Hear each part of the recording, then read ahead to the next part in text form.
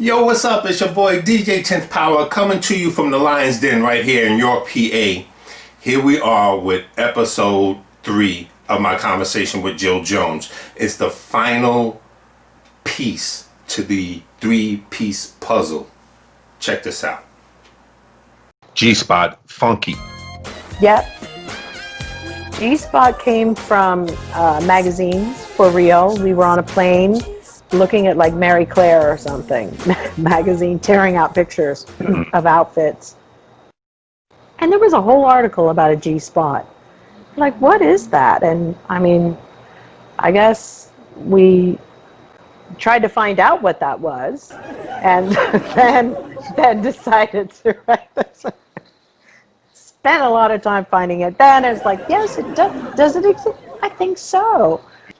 Now, it was released on his Paisley Park imprint. Do you feel that the label, because Warner Brothers was distributing Paisley Park, do you think maybe the album suffered because they didn't really push it like they should have? Yeah, I don't think they knew what to do with it. And also, I don't think that even Black Radio was ready for it because it was so obtuse from what was happening. New Jack Swing was coming on the scene. Just the beginnings of that. That wasn't even full on until the 90s. So there was this kind of really weird suspension. I remember going to Jack the Rapper's thing in Atlanta for the album. And I was just so pissed off because I thought it was so sexist. And I didn't want to dress up and try to like be nice and hi. It just felt like kind of whoring yourself or something. I hated it. Every single bloody second of that, I hated that. Because you've got to remember, all those years I'd spent with Prince, there was sort of a protection, a buffer of how, you know, he may have not treated us always so great, you know, on certain levels, but nobody else was going to like dog us completely. Right. And I don't mean that it's like we were used to having teams of people, you know, making sure you had a nice, your apartment or securing things. He could call anybody, I need you to go and take her shopping, or I need you to go and get her this. So to go down there and I'm by myself with a manager and I'm trying to do all this for songs that I know they're not going to understand. People had an issue with Prince at that time because it was like they didn't want to let him have that much more success kind of attitude. Some of the other guys meant, you know, like, like, okay, we're not going to let you squeak by. And a few of them said, I didn't even know you were black.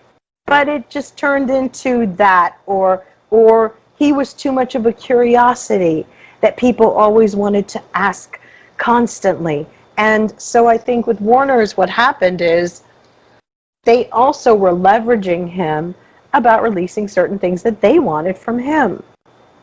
So the best and the easiest way to leverage him was through his baby, his label, where he wanted to explore putting out songs that were coming out of, you know, air, you know, that were not going to be the top 10, whatever. He just wanted to do art records at some point.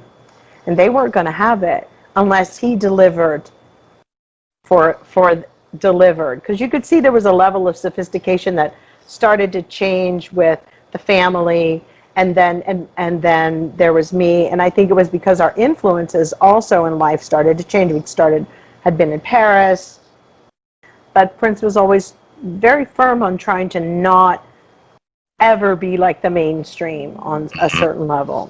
From here, you ended up in Europe or overseas for a while?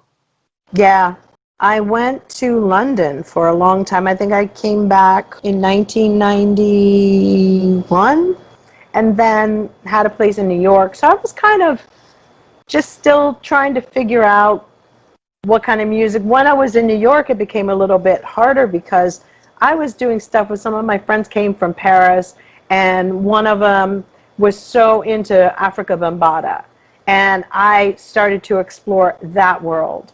So big disconnects started happening with me and Prince around that time because I'm in New York City, going up to the Bronx and going up to these places, the Boogie Down Bronx, and I'm like checking out, and my friend is from Paris. She's like this girl who like knew, I'm like, how do these white girls know about?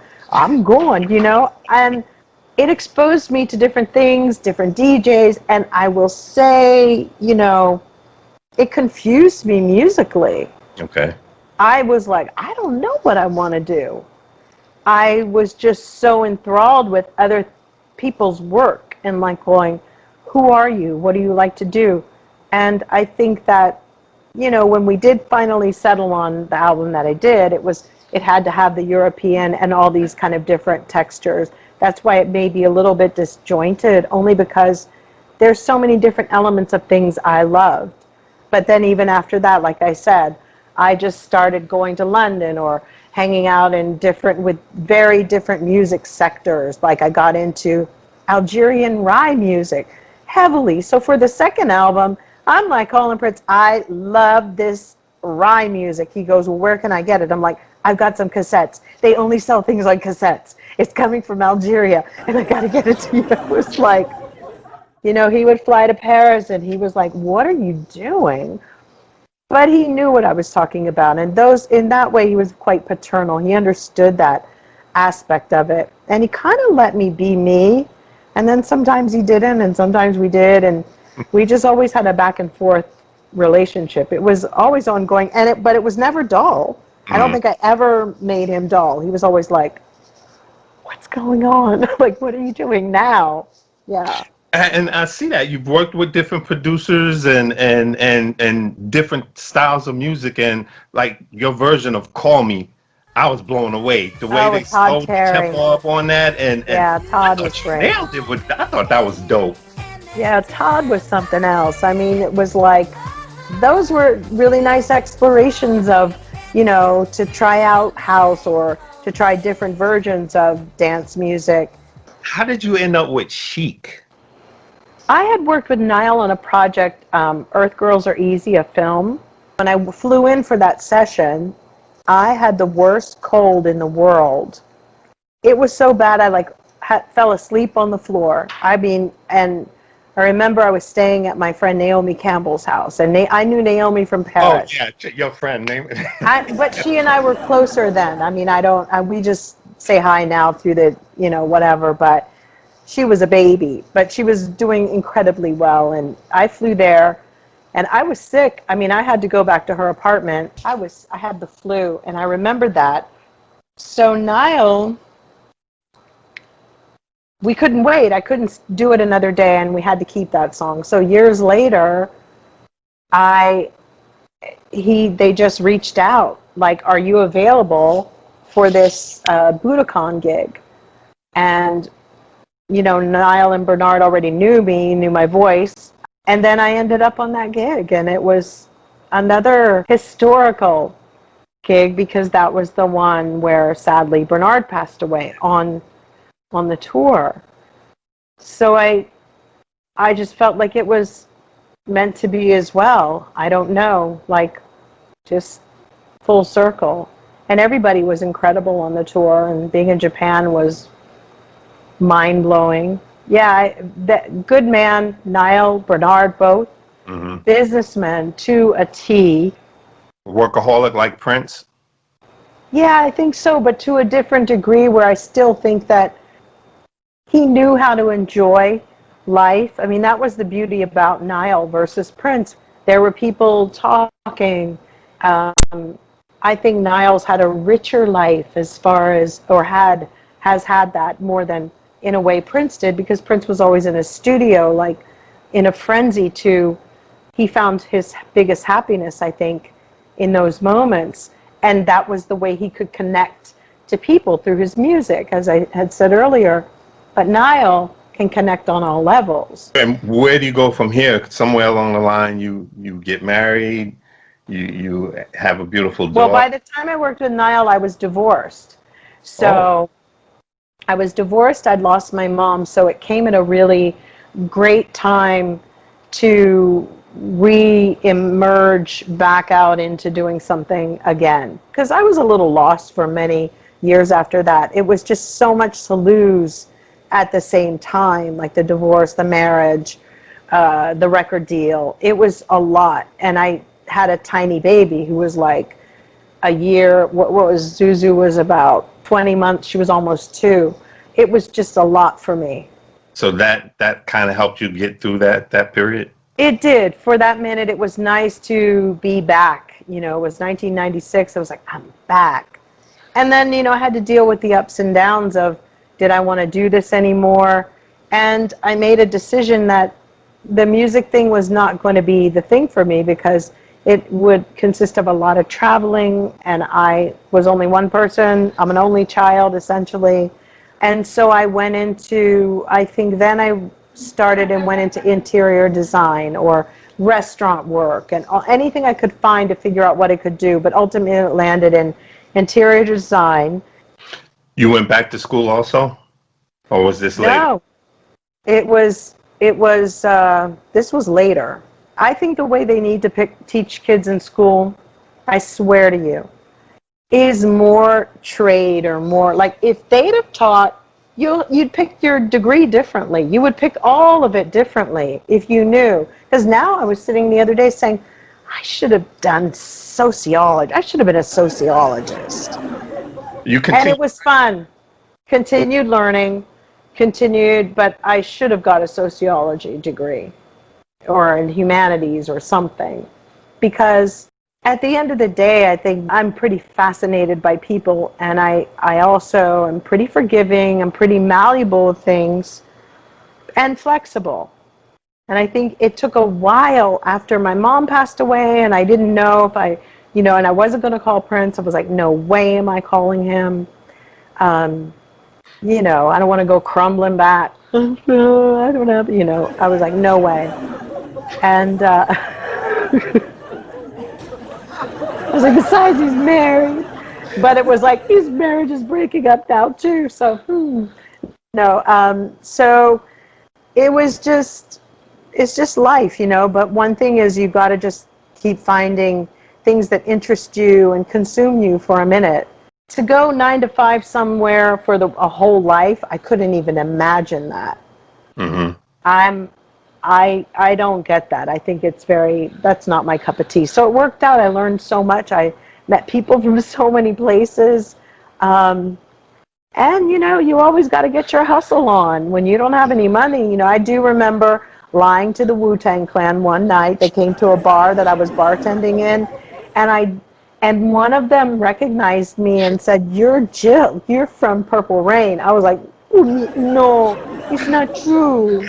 Because I was so ashamed of myself at different times of it all. But I think I just had a big, huge learning curve in life. Mm-hmm. And also, not being around Prince was a big deal for a long. He was such a huge part of my life from 1980 until 1993, or until we stopped really talking in 91, and just 92, 91, 92. That's a long time. Yeah. You know, But you continue writing songs throughout this. I did. I Okay. always, I even have some friends right now, one from Germany and another one in New York, who sent me some songs just the other day. Can you write something? I was like, okay. I wrote some songs. My friend Giovanni Salah, he's now in some band. They were in New York. Giovanni, I'll have to find out. Anyway, he produced Lisa's record, and I wrote a song with him, and I wrote some other songs for different people. I enjoyed. I enjoyed that part of it, but I didn't really enjoy the hustle of getting songs placed and that whole, I didn't enjoy that. I'm not a salesperson like that. I'm better with fabrics. I can sell that. I can make your budget at least triple if you have an idea for a house. You would go, no, I'm not going to spend any more than X amount. But by the time I'm finished, it was like a dream. Like they go, wow, how did I spend so much money? But I really like what I have. I mean, I think that I loved that, and I've sold real estate. I've done it all. I even worked in a strip club once, Really? And I was a waitress, bartender, and that's a nightmare. That's a whole other story. Okay. I But you know, it's almost like I lived my life backwards to come back to, you know, I'm a better person for it, I think. I'm far more rounded, well-rounded person. I miss you. This video broke me down because it seemed like, no, it didn't seem like, the tears were real. Yeah, they were. Those letters that you had in that video, they were from Mr. Nelson. Yes. Everything in that was really you. You wrote this song. That video was real. There's nothing fake about it, and that came across in the screen to me. This Yeah. song was really something else. Yeah, my friend George and his daughter Kalia, and we were going to just do a little project after this happened. I was like, you know what, I need to do something. And then, you know, there were some other 3 songs before Upbeat, and then in the middle of that, this one arrived. And it was really his young daughter that kind of pulled that together, because it was kind of a difficult song to write and to put together on any level. Because there was a finality about it. It was final. You know, like, wow, he's really dead. I mean, he's really gone. And so it took a young girl and her dad and the keyboard player just to get it just right. And the keyboard player had the track as well. I think he really created a lot of that, the vibe of it. There's just some notes that he plays that are actually probably the hook, the core, like they'll go, it kind of is what makes the, I think, you know, sometimes when that chord hits with the words and it just, you just feel like it just makes you want to cry. That's how they created. He also could kind of get a semblance of how Prince would have approached the song. I believe this song was you definitely at your best. I thought, I not taking anything away from your previous music, but I just felt like this was your best track ever. Thank you. I feel like it was too, and I think it was a tribute that I wanted to share, and yeah, and after it was just kind of it was a rough one. Can you share with us where you were, what you were doing when you got the word that he had passed away? Yeah, I was waking up, what was it, like 7 or 8? I think there was breaking news on CNN, was I watching The View and it broke through? It was earlier, it was like 8, I believe, and I was on the phone with my daughter, who was in London. So I was awake, but I was like looking over at the laptop, was streaming. And then it was just this picture of Paisley Park and like a banner going through, and it said a body had been found, you know, and I was like, oh my God, oh my God. All I remember is I was like, oh my God, no, no, no, no, no, no, no, no, no, no. It was almost as if I knew.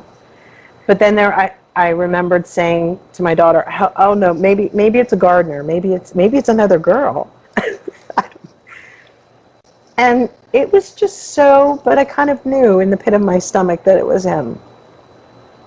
And then it just, I think when they finally announced it, and even before, I just kept knowing, and I was called Apollonia. And yeah, it didn't take much time before they said it was him, because they kind of knew when they were breaking in, it was just all filtering in, and that Prince was dead. And then to see that in those letters going across, you know, it was deep. I actually got very, very sick. I just started throwing up.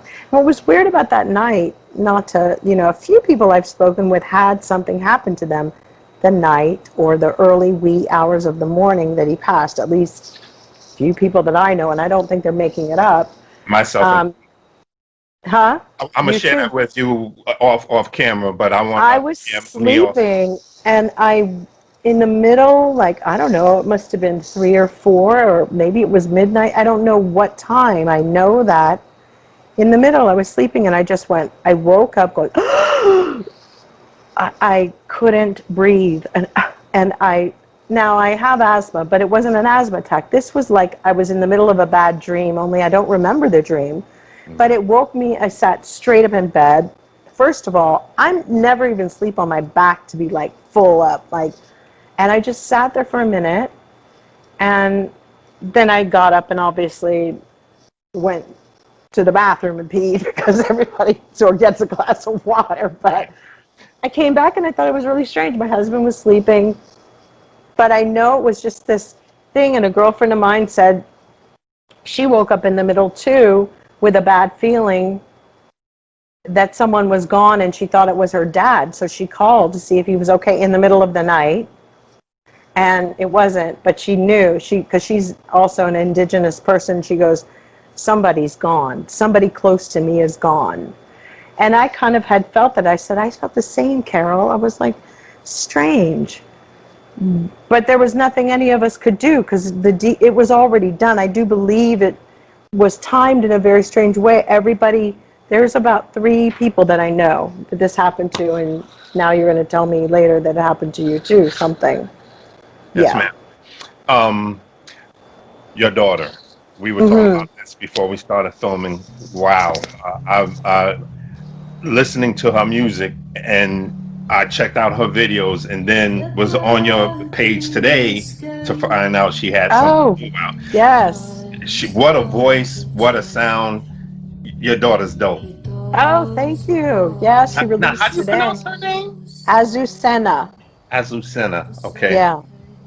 I was And tipping my brother about her because I had to tell him put with an S, not a C, because C is a whole nother thing that you don't want to deal with. exactly. Yeah, exactly. Yeah, Azucena. We call her Zuzu. She has been doing, music for a few years now, but she had been in sort of a suspension, and now she's, with the COVID thing, I think everybody didn't know for a long time, should I release, should I not? Right. And now it's at the point like everybody might as well just put everything that they have out, because I don't even know what's going to go back to normal. So put it out, and it was kind of nice to hear this little jammy, vibey thing. I was like, I need to hear things like this right now. So I was, I think it's a good thing.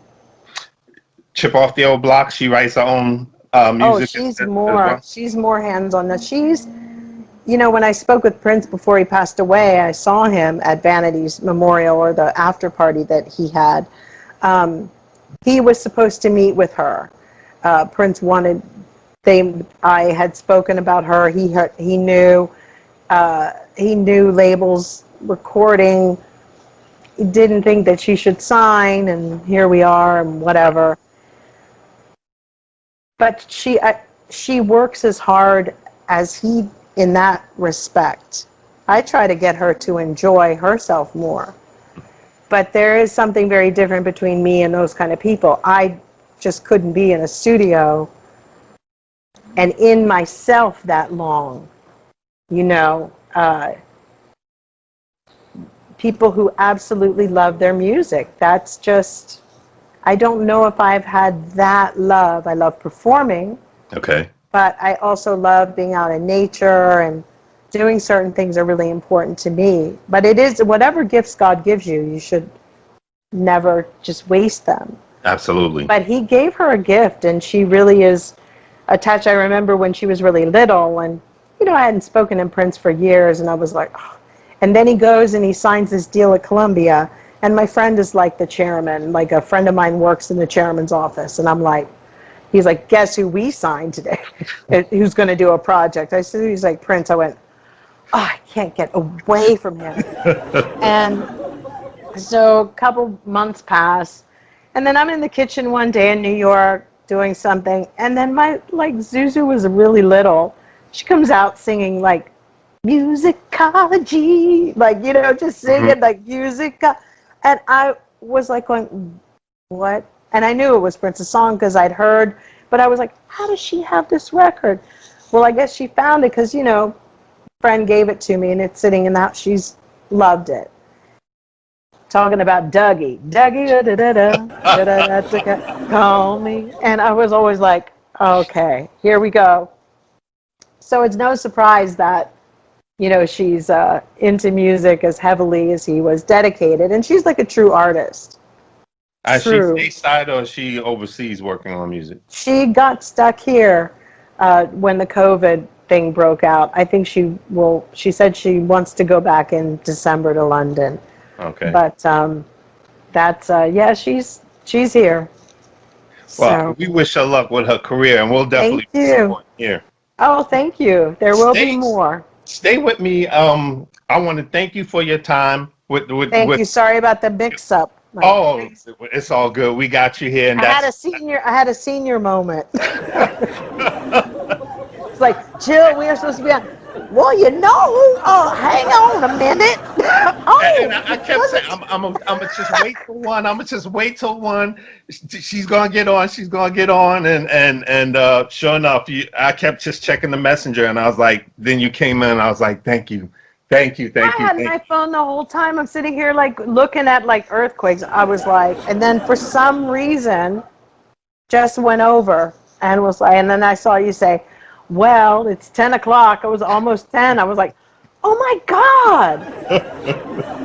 And it's so bad. My husband was bringing me a plate of like watermelon in the middle. Like I was sitting here like, sitting in bed, like, Just here's your chilling. watermelon. I was like, yeah, I forgot. Yeah. Well, thank you again for coming to QI Thank you so Podcast. much. We definitely want you to come back, and we also like to bring your daughter and interview her and Sure. allow her to tell her story. Yeah, I'll definitely let her know, and it's been such a pleasure. What a pleasure. I felt very comfortable. I'm glad it did. Thank you again. Thank you. Okay. And that just about does it for this episode of the QI Podcast. I am your host, DJ 10th Power. I'd like to send a special shout out to my homegirl, Jill Jones. Thanks for giving us your time. And thank everybody for checking out this special 3-part episode of my conversation with Jill Jones. If you like this episode or the previous episodes or any episode, or if you even hated them or disliked them or whatever, hit us up. Let us know your comments at theqipodcast@gmail.com. You can also check me out, shout me out at all of our social media, which is Twitter, Instagram, and Facebook, the QI Podcast. I'm your host, DJ 10th Power. Special shout out to the Angry Bull Productions. We are out of here. I will see you on the next episode.